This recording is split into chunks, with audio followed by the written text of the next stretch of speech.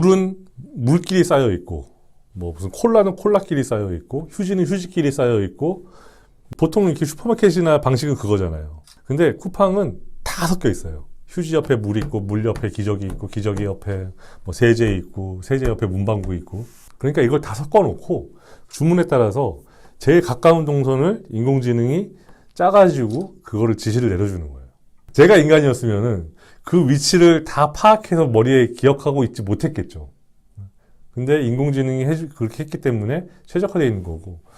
그리고 더 생각해 보니까, 아, 그럼 굳이 내가 이 무거운 거를 들어 나르는 것도 내가 사람이 할 필요가 없는 거라는 생각이 드는 거예요.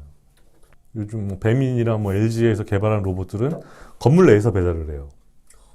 원래 배달할 때 제일 신경 쓰이는 데가 건물이거든요.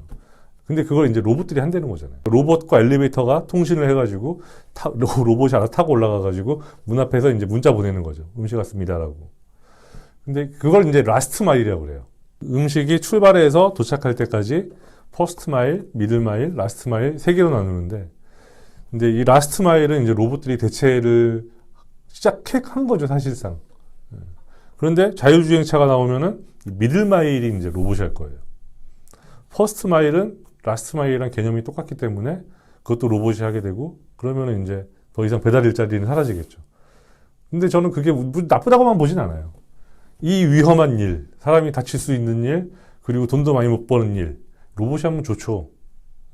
이렇게 기술 발전에 낙오되는 사람들을 위해서 뭔가 사회적으로 새로운 제도적 상상력을 발휘해야 되지 않을까, 미리미리 준비해야 되지 않을까라는 생각을 하는 거예요.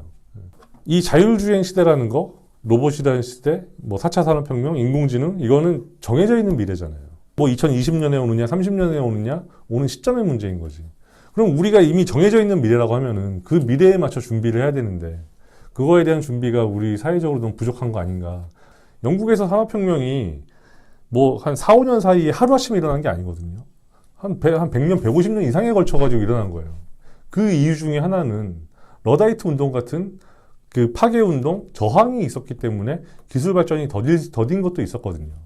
근데 우리가 지금 맨날 이렇게 4차 산업혁명이 중요하다, 기술 발전이 중요하다, 인공지능이 중요하다 얘기는 하는데, 그러면은 거기에 걸맞게 이거를 좀 저해하는 요소들은 좀 제어를 하면서 가야죠. 그러기 위해서는 저는 좀 사회적 소득, 이런 것들을 신경을 써야 된다고 생각을 해요. 그 중에 하나가, 방법 중에 하나 기본소득일 수도 있고, 그리고 그 기본소득을 제공을 하되 사람들이 이런 사회의 기술 발전이나 그런 경제 형태의 변화에 소외되지 않게 끊임없이 교육을 해야 되고, 그런 교육 인프라를 갖추기도 우리나라 유리하고, 그리고 또 한국처럼 교육 인프라랑 교육받을 자세가 훌륭한 나라가 또 어디 있을까 싶기도 하고요.